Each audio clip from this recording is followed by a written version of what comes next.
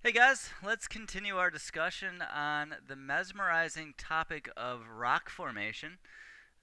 We know that rocks are classified based on the environment of formation.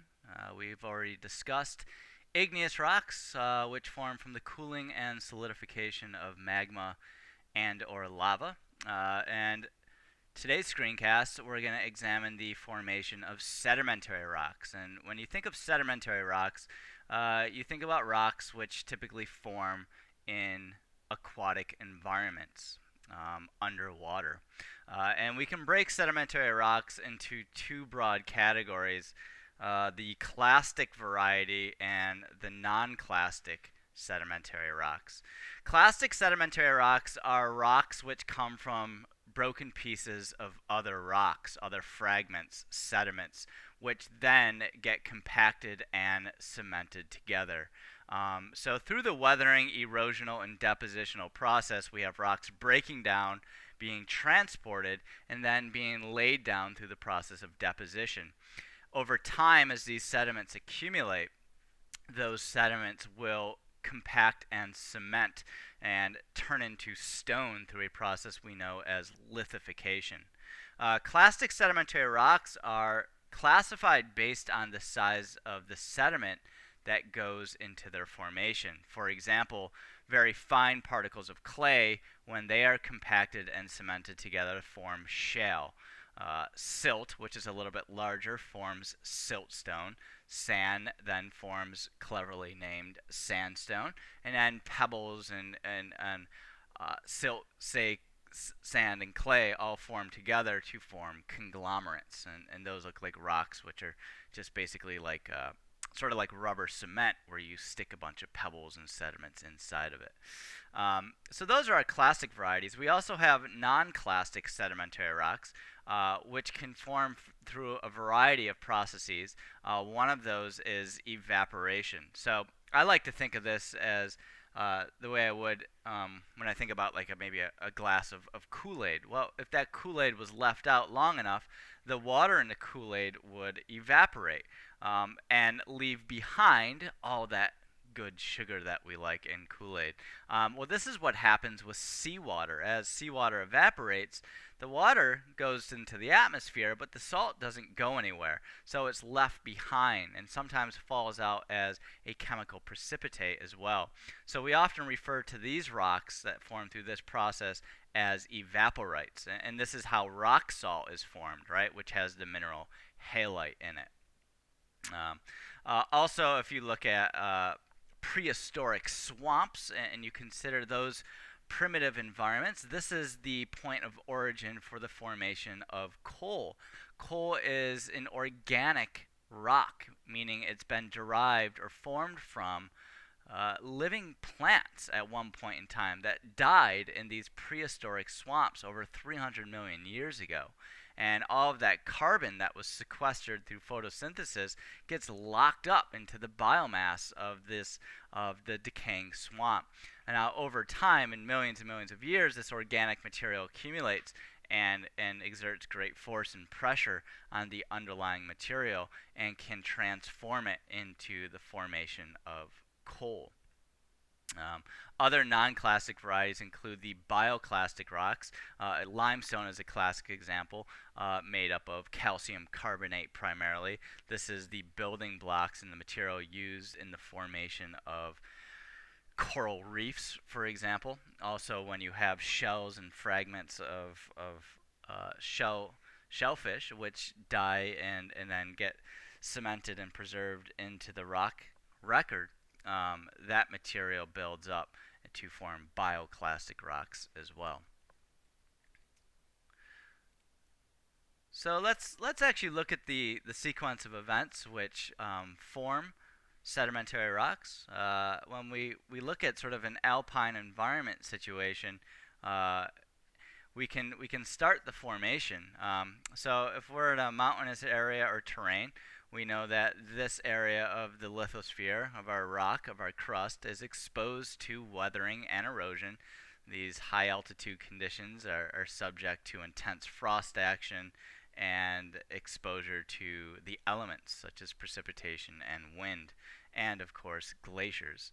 Now these are all agents of erosion which will not only transport this material, but then eventually deposit that material.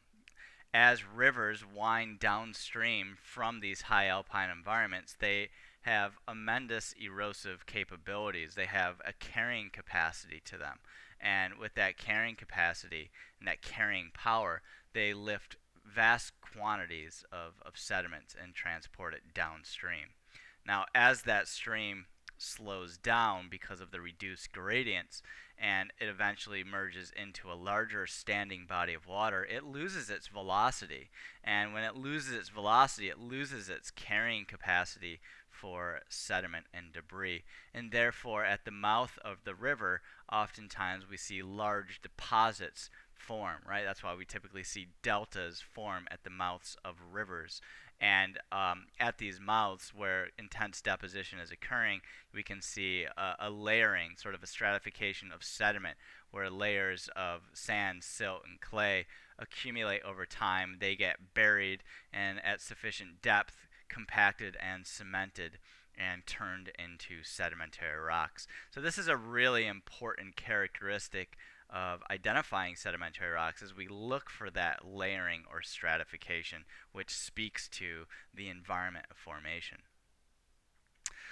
If we were to look at sedimentary rocks in terms of their abundance relative to the other two major types of rocks, igneous and metamorphic, we'd see that, all right, well, sedimentary rocks aren't the most abundant rocks on planet Earth. We know igneous rocks are the most abundant because of the way in which the Earth formed from that molten material. But what we do notice is that the Earth seems to be coated in a sort of a thin veneer or a layering of sedimentary rocks. And the reason this is because, well, most of the Earth, well, present day, considering the fact that we are covered by 70% of water, and we know sedimentary rocks form in aquatic environments, for this reason we are going to have a thin layer of sedimentary rocks at Earth's surface covering the majority of the bulk of Earth's crust, which is igneous in origin. Again, so if we're looking for unique characteristics to identify or classify a rock as sedimentary, one thing we would look for is the horizontal layering. This is an image actually not taken on planet Earth. This is Mars. But what you can see here is this horizontal rock structure, which is unique to sedimentary rocks. And this image alone here sort of captured astrogeologists' imagination as they looked at the planet Mars and considered that there was once running water, as there are these really interesting horizontal rock structures which would indicate those processes of erosion. Other things we look for in sedimentary rocks oftentimes include ripple marks. You can see image A is a present coastal environment where you have water moving over a sandy or silty sediment bottom, and as it does so, the tides and the currents actually churn up the ocean bottom through wave action and create a series of waves or sort of troughs and crests in the sediment below. And what happens is if water levels recede, sometimes these wave structures or these ripple marks, as we call them, in the sediment get lithified and turned to stone. And so if you're seeing ripple marks in a rock, it's probably a good bet that it's a sedimentary rock forming in aquatic environments.